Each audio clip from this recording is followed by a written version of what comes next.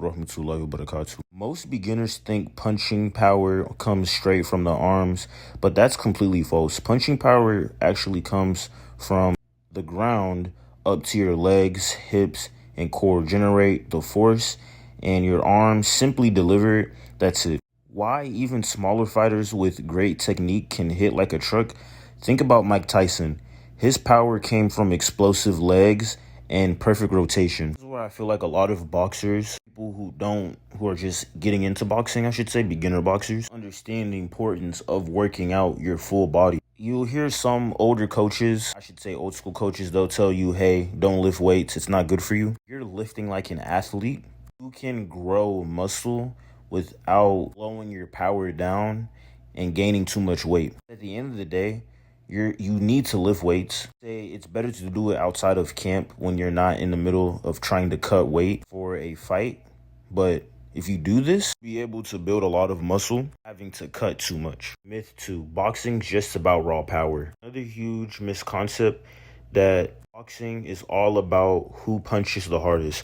Wrong. Boxing is called the sweet science for a reason. Timing, accuracy, defense, footwork matters just as much, if not more, than brute strength. Just look at Floyd Mayweather. He built his entire legacy on skill, not knockout power. Now, yes, during the beginning of his career, he did have a lot of knockouts, to the fact that him and his family, they have brittle hands, and their hands tend to break. He had to base his boxing skill off of ability. Really just showed how great of a boxer he was during his time period. Probably one of the greatest of all time. Another thing too on why I make these type of videos, talking about footwork, generalship, fight IQ. All of these things are very important in boxing. It's not just about getting the knockouts. I may have power, but my power is not going to take me far. Someone who has more experience than me. The third myth I want to speak about, body shots don't just hurt as much as headshots. It's coming from someone who has done sparring themselves plenty of times. Body shots hurt way more than a headshot. A headshot, man, you know what I'm saying? A little jab, a little 1-2, it may, get you there. Shots do cause more damage, but body shots are very brutal. Headshots might look more dramatic, but body shots are hella brutal. And if they're very well placed on the liver shot, it can shut down your entire body instantly. You can fight through jab to the face, but when your body shuts down, there's nothing you can do. That's why elite fighters invest into their body early, and it slows the opponent down, and it sets up the finish. So many occasions and so many times to where you can see this happen in fights. For an example, Gervonta Tank Davis versus Ryan Garcia. Caught him in the liver. That was a very beautiful play shot. Like as you see in this picture right here, I'm throwing a left hook, but a body shot, if I would have came in with a left hook and then a body shot with my right hand, homeboy in this picture literally would have went out. Definitely 100% would have went out. The left hook, it got him. The issue was in this picture was that he was trying to shoot for a body shot, but he wasn't using his jab as a way to set it up. He was just going in blindly. And when you go in blindly like that, you get caught with a left hook. Number 4, boxing is way too dangerous for normal people. People say boxing is way too dangerous, but that's only for professionals.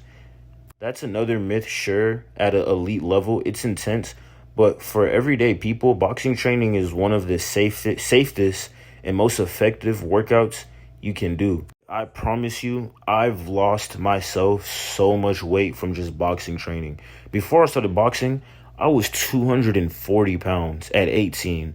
240 pounds. That is a lot of weight to be carrying around at that age. Even while I was praying my regular prayers, I was feeling that weight on my body, and I was so uncomfortable. Once I started boxing and I started training, I really was able to lose a lot of weight. And I'm not talking about sparring or anything like that, just regular training. It really did help. And with proper coaching, headgear, and rules, it's about fitness, discipline, and self-defense, not just taking hits. And usually when people do first start off sparring, if you have an actual good coach who's just not going to throw you in there and just sacrifice you to the wolves, they will only have you starting off just throwing jabs. And that's safe, and it helps you to be able to manage your distance, to work on your jab defense, and working on a single punch you and force you to use different type of combinations and different type of skills. This is why I recommend for people when they first start shadowboxing, use your jab only. First start off with your lead hand or just jabs. And then after you do jabs, your second round, work only on your straight punches so you can work on different combinations and punching combinations with just those specific punches, and it'll help you to be able to improve as a boxer. Even while when you're on the bag, that's another thing too. Work on specific punches, work on specific just techniques or things that you want to work on, or just specific combinations. That works too. Throw it as fast as you possibly can and work on the little different defenses that you can do. 1-2 slip, 1-2 roll, 1-2 roll uppercut, little counter right there. That's a perfect one for an example. There are so many things that you can do to keep yourself safe within boxing. When it comes to sparring, there's no excuse. If you're first starting, start off with the jab. Once you master the jab, then you throw 1-2s. Once you master how to throw the 1-2s and being able to defend against it, being able to throw different shots, then you work on your left hook. And as you see in all of these pictures, my left hook looks very, very beautiful because that's what my coaches train for me to do. Yeah, anyone who is a beginner or who wants to learn anything about boxing, just realize it that there is nothing dangerous when you first start, as long as you have a coach that's there coaching you and actually telling you what you need to do and giving you actual real good advice. Now, number 5, boxing is only for young and natural tough people. This and the last myth, boxing isn't only for young, tough, and athletic people. That's not true at all. You would be surprised with the amount of people who started boxing late. Like, I'm so serious. Here's an example. Shout out to Jay Boxing, man. He started boxing, I believe, at 23 and didn't go pro until he was 27.